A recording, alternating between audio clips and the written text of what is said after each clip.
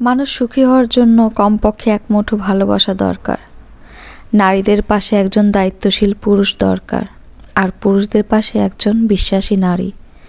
জীবনে টাকা পয়সা দিয়ে সব কিছু হয়, শুধু ভালোবাসা হয় না।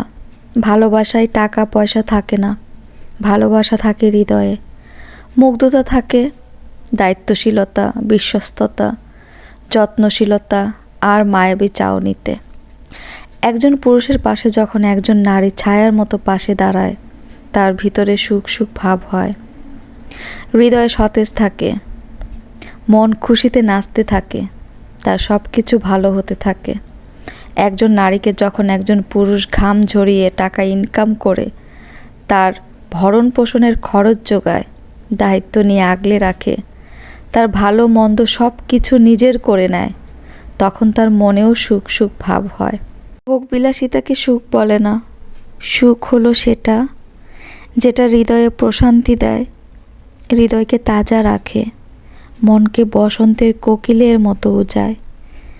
যে সুখ একমাত্র ভালোবাসার মধ্যেই থাকে, যে সুখ কেবল ভালোবাসার মানুষরাই দিতে পারে। তাই ভালোবেসে যত্নে রাখলে সব সম্পর্কই টিকে যায়।